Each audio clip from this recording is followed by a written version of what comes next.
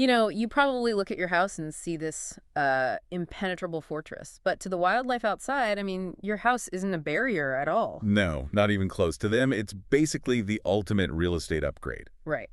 You've essentially built them this climate-controlled, predator-proof luxury cave with, a fully stocked pantry attached. Yeah, it's just an open invitation. Honestly, the second a foundation is poured, the local ecosystem just starts running stress tests on the architecture, just looking for any way to move in. And today we are diving into a really specific battleground where this kind of human-wildlife collision is happening 24/7. We're talking about Crosby, Texas. Oh, yeah. Crosby is It fascinating. really is. If you're looking at a map, Eastern Harris County is this incredible geographic mix. You have these older, deeply wooded ranch properties just sharing a fence line with brand new master plan subdivisions. Right, and all of it is nestled right up against the San Jacinto River, Cedar Bayou, and Lake Houston. Exactly. So for this deep dive, we are tossing out the traditional view of homeownership. We're going through our sources on Crosby, TX wildlife removal and exclusion to break down exactly how nature breaches the perimeter from the roof down to the foundation. Because repelling this kind of siege, I mean, it requires way more than just buying a trap at the hardware store. You really have to understand the specific biology driving these animals. And the architectural flaws they exploit. Plus, we're unpacking the military precision defense needed to stop it, spearheaded by a local outfit called the Critter Team. So let's start at the very top of the house, the roofline. The highest access points, right? Yeah. And these points are generally exploited in two completely opposite ways. You have absolute stealth and pure brute force. Let's look at the stealth operatives first. Bats. Yeah, the bottomlands around Cedar Bayou support massive bat populations. And what catches most homeowners off guard is just how little space a bat actually needs to infiltrate an attic. They really only need a gap the size of a dime. Wait, a dime? I mean, that seems physically impossible for a winged mammal.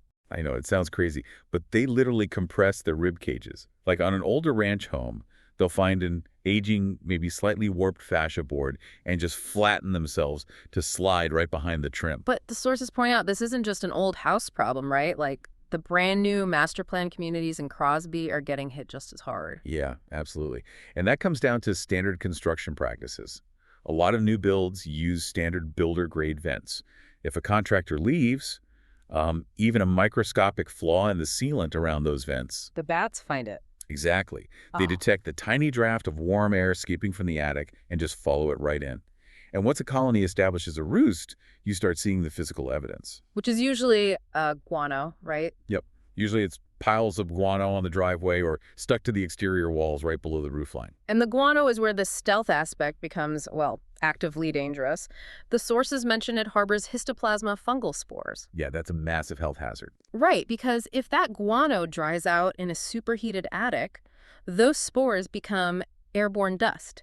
So the moment your HVAC system kicks on, you are actively circulating a respiratory hazard directly into your family living room. Plus, the CDC flags bats as high-risk vectors for rabies.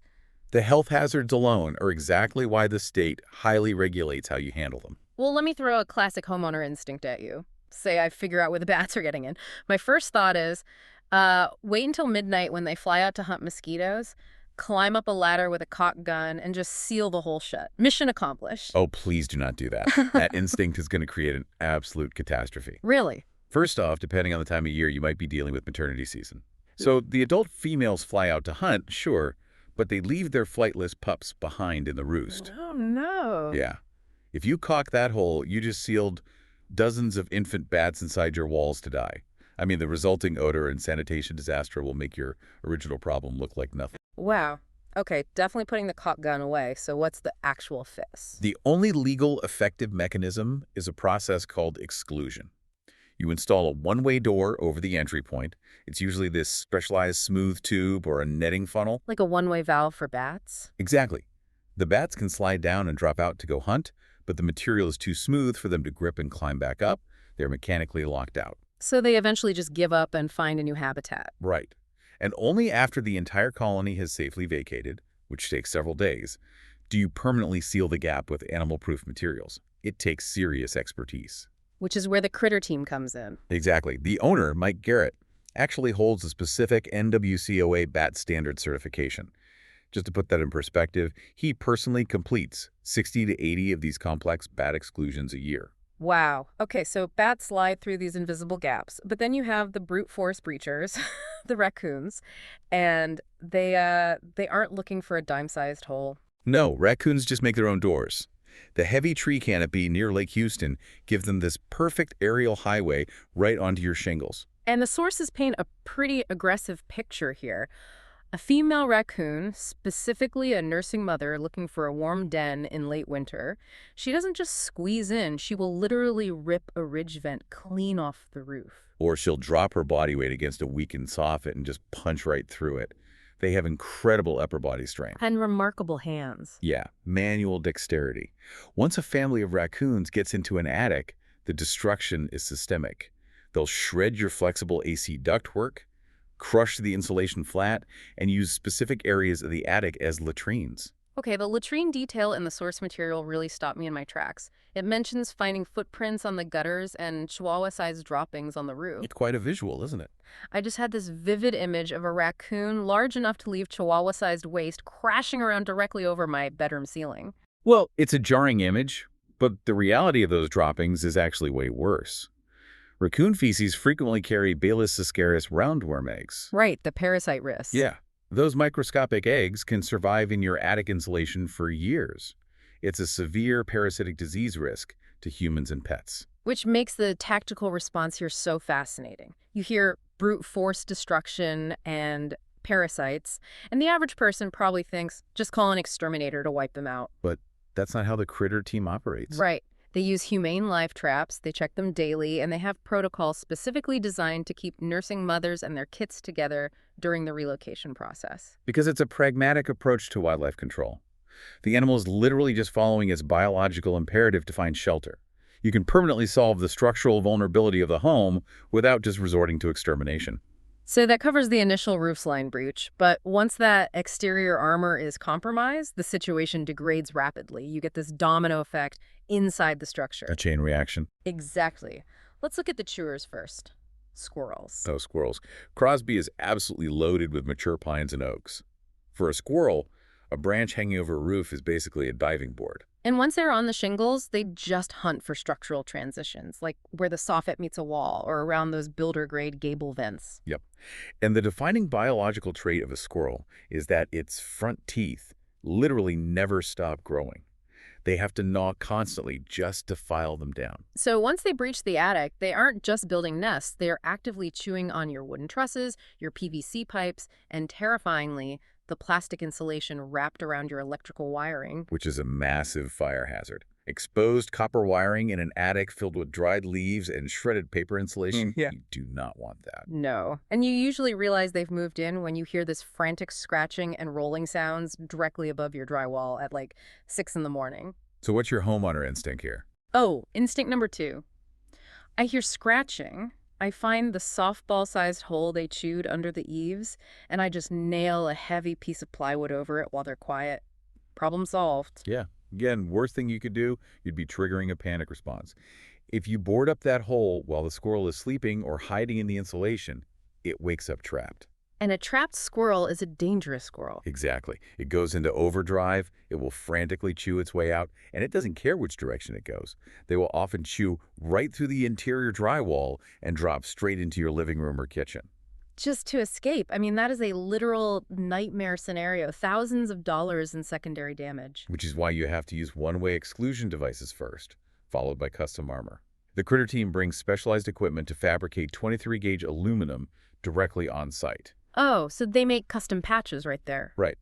They paint it to match the house's exterior and install it permanently over those compromised soffit connections so another squirrel can't exploit the exact same weak point.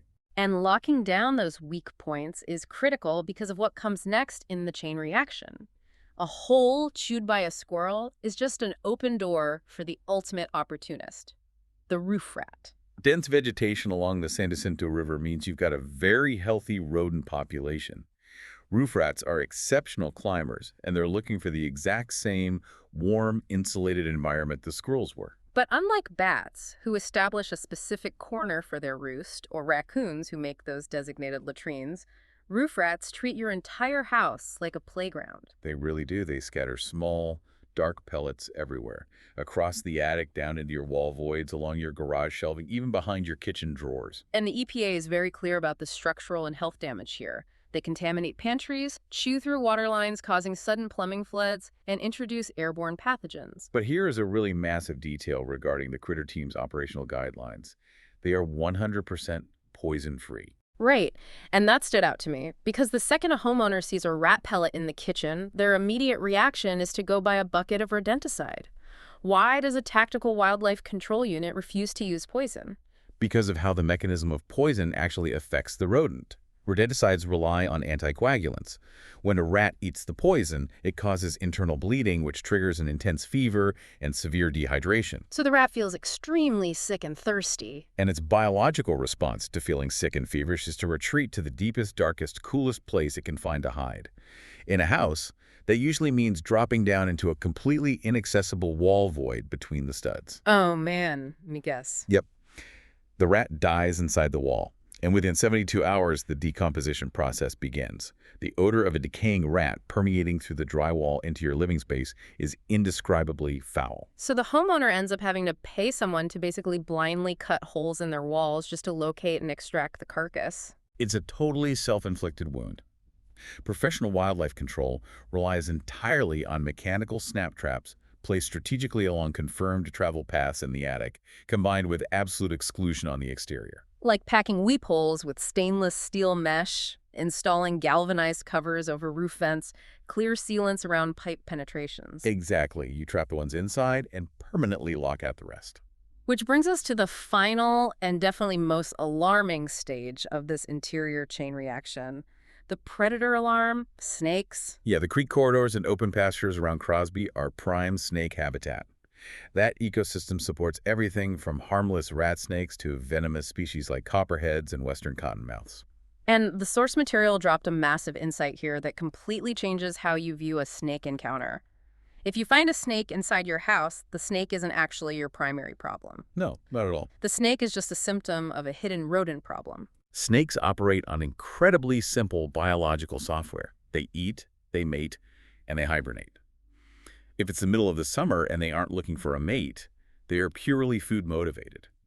So a thriving roof rat population in your attic or walls is basically emitting a massive scent trail. Right.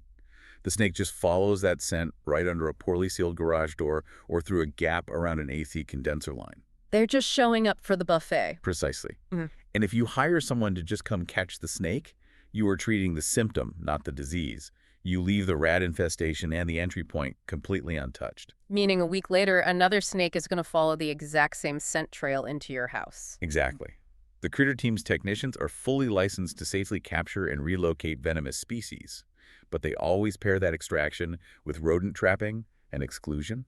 Cut off the food source and the predators lose interest in your house entirely. Okay, so we've defended the roofline, we've secured the soffits, and we've cleared the interior walls. But the siege doesn't stop at the perimeter walls. Let's step outside. Nature attacks the utility systems and the foundation itself. Let's start in the air with the birds. European starlings, house sparrows, and pigeons are just constant nuisances for property owners in the area.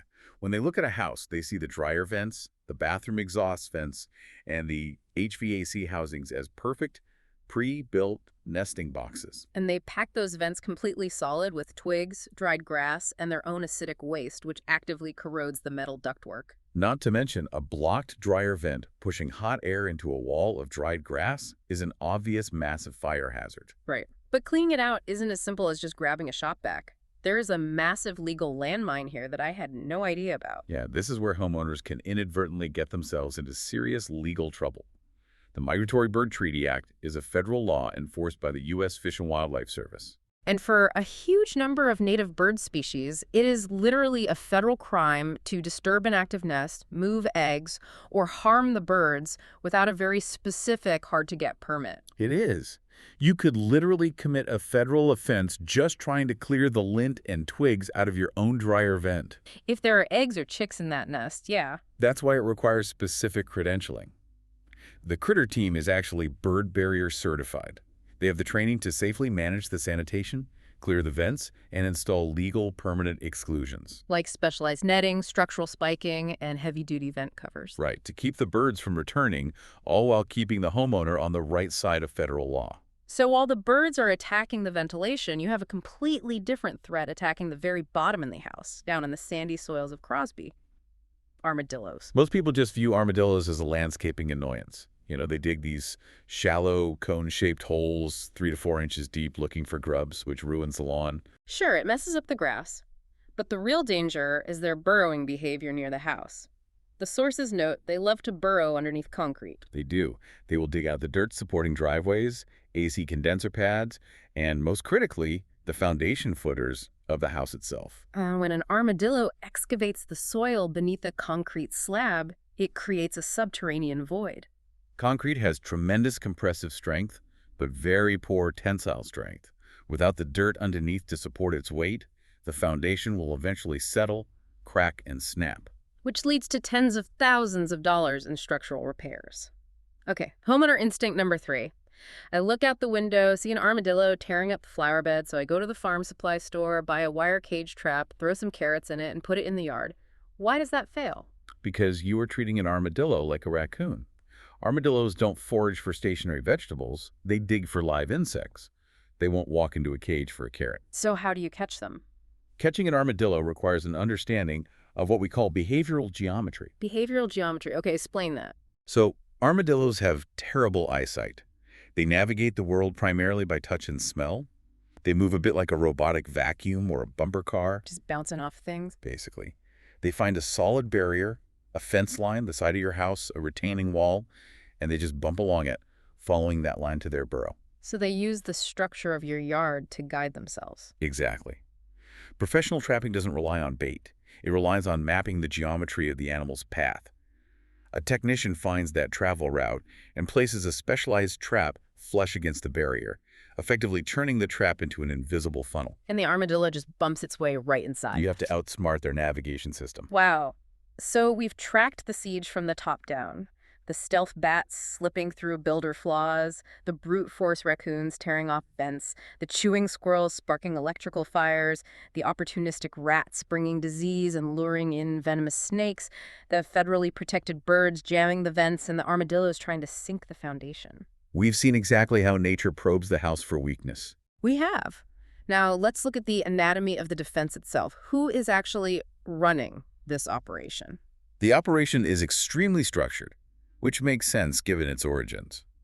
The Critter team was founded in June 2015 by Mike Garrett, who is a retired U.S. military veteran. And the logistics, the dispatching, and the coordination across all of Crosby, Cedar Bayou, and Harris County are managed by Victoria Garrett, who came on board as the office manager in January 2016. Right, and the structure of the business itself provides a massive safety net for the homeowner, because a raccoon doesn't respectfully wait until Tuesday morning to crash through your ceiling. No, these crises happen at 2 in the morning on a weekend, so they maintain 24/7 availability. Availability is crucial, but their liability profile is what homeowners really need to pay attention to.